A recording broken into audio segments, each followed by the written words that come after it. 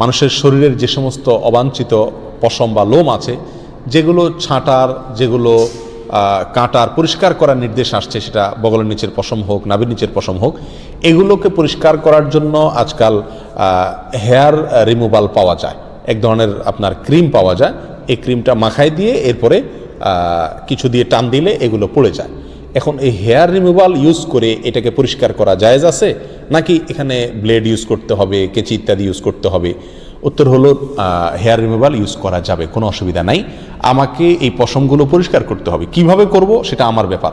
শরীয়ত আমাকে এক্ষেত্রে কোনো পদ্ধতি বলে দেয় না যে তোমাকে ব্লেড ইউজ করতে হবে। অথবা আপনি ব্লেড ইউজ করেন, অথবা মেশিন ইউজ করেন, অথবা হেয়ার রিমুভাল ইউজ করেন, যেভাবে আপনার সম্ভব বা যেভাবে আপনার ইচ্ছা সেভাবে আপনি ইউজ করতে পারেন। যদি আপনার স্বাস্থ্যের জন্য ক্ষতিকর না হয় তাহলে এটা ইউজ করাতে শরীয়তের দিক থেকে কোনো কি নাই, অসুবিধা নাই। 40 দিনের বেশি যদি কেউ নাভির নিচের লোম পরিষ্কার না করেন তাহলে সেক্ষেত্রে তার সালাত কবুল হবে না, তার নামাজ হবে না। এরকম একটি মাসআলা আমাদের সমাজে প্রচলিত আছে। কোরআন এবং হাদিসের আলোকে এটি কতটা সঠিক আমরা সে বিষয়ে জানার চেষ্টা করব। প্রথম কথা হলো, হাত পায়ের নখ ছোট করা, গোপ ছাঁটা ছোট করা, বগল এবং নাভির নিচের পশম পরিষ্কার করা, এটাকে চেঁচে ফেলা, এটি সকল নবী রাসূলগণের প্রতি আল্লাহ রাব্বুল আলামিনের পক্ষ থেকে আরোপিত কমন একটি বিধান ছিল। সকল নবী রাসূলগণের কমন একটি সুন্নাহ ছিল। যে সুন্নাহ সকল নবী রাসূলদের জন্য প্রযোজ্য ছিল, একজন ইমানদারের জন্য সেটি অবশ্যই অনেক বেশি গুরুত্বপূর্ণ। আনাস ইবনে মালিক রাদিয়াল্লাহু তাআলা আনহু একটি হাদিস বর্ণনা করেছেন, যেটি সহিহ মুসলিমে বর্ণিত হয়েছে, সুনান নাসাঈ এবং মুসনাদ আহমদ সহ বিভিন্ন হাদিস কিতাবে বর্ণিত হয়েছে। সেখানে তিনি বলেছেন যে রাসূল আকরাম সাল্লাল্লাহু আলাইহি ওয়াসাল্লাম আমাদেরকে এই কাজগুলো করবার জন্য, অর্থাৎ হাত পায়ের নখ ছোট করা, গোপ ছোট করা, বগল এবং নাভির নিচের পশম পরিষ্কার করা, চাঁচা, এই কাজের জন্য তিনি আমাদেরকে সময়সীমা নির্ধারণ করে দিয়েছেন 40 দিন। অর্থাৎ 40 দিন পর্যন্ত কেউ যদি বিলম্ব করেন তাহলে সেটি জায়েজ আছে। যদিও এত বেশি বিলম্ব না করে প্রতি সপ্তাহে একবার পরিচ্ছন্ন করতে পারে সেটি উত্তম, ভালো কাজ। যত বেশি পরিষ্কার রাখা যায় এগুলো ততই ভালো। কিন্তু যদি কেউ বিলম্ব করতে চান তাহলে সেক্ষেত্রে তিনি এগুলো না চেষে না কেটে সর্বোচ্চ 40 দিন পর্যন্ত থাকতে পারবেন। 40 দিনের পর যদি তিনি না কেটে থাকেন তাহলে সেটি তার জন্য গুনাহের কারণ হবে।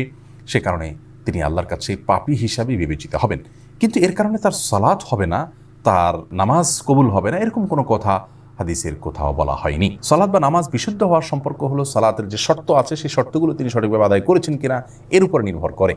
যার কারণে সালাতের শর্ত যদি সঠিকভাবে আদায় করে থাকেন, ফরজগুলো সঠিকভাবে আদায় করে থাকেন, তাহলে সালাত বিশুদ্ধ হবে। যদিও তার নাভির নিচের লোম তিনি অপরিষ্কার রাখেন, নখ বড় রাখেন, এগুলো করা সত্ত্বেও তার সালাত আদায় হয়ে যাবে। কিন্তু এগুলোকে তিনি বড় রাখবার কারণে, ছোট না করার কারণে, সময়মতো না চাষবার কারণে, 40 দিনে বেশি অপরিচ্ছন্ন রাখবার কারণে তিনি একটি গুনাহে লিপ্ত হলেন, সেটি সম্পূর্ণ ভিন্ন বিষয়। আল্লাহ রাব্বুল আমাদের সকলকে সব ক্ষেত্রেই রাসূল আকরাম সাল্লাল্লাহু আলাইহি ওয়াসাল্লামের সমস্ত দিক নির্দেশনাগুলোকে মেনে চলার তৌফিক দান করুন। চুল ও নখ কাটার পর তা টয়লেটে ফেললে গুনাহ হবে কিনা?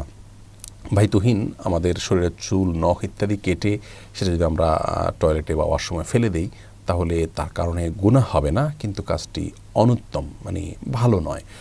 একজন মুসলিম তার শরীরের কোনো অঙ্গ প্রত্যঙ্গ, চুল, নখ ইত্যাদি এগুলো যদি কাটার প্রয়োজন হয় কেটে তিনি সেটাকে যদি কোনো মাটি ইত্যাদির নিচে পুঁতে রাখতে পারেন সেটা ভালো, উত্তম।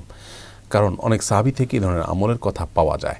কিন্তু যদি কেউ এটা করতে না পারেন, বরং ডাস্টবিনে বা অন্য কোথাও ফেলে দেন, তাহলে এই ফেলার কারণে তিনি গুনাহগার হবেন না, পাপী হিসাবে বিবেচিত হবেন না, বড়জোর উত্তম কাজ করেননি। এটি যেহেতু মানুষের শরীর, আল্লাহ রাব্বুল আলামিন মানুষকে সম্মানিত করেছেন, মর্যাদা দিয়েছেন, এই জন্য চুল, নখ এগুলো তার অঙ্গ। তো এই অঙ্গকে অসম্মানজনক জায়গায় না ফেলাটা উচিত, উত্তম। বাট যদি কেউ ফেলেন তাহলে বড় কোনো গুনাহগার হয়েছেন এমনটি বলার কোনো সুযোগ নেই।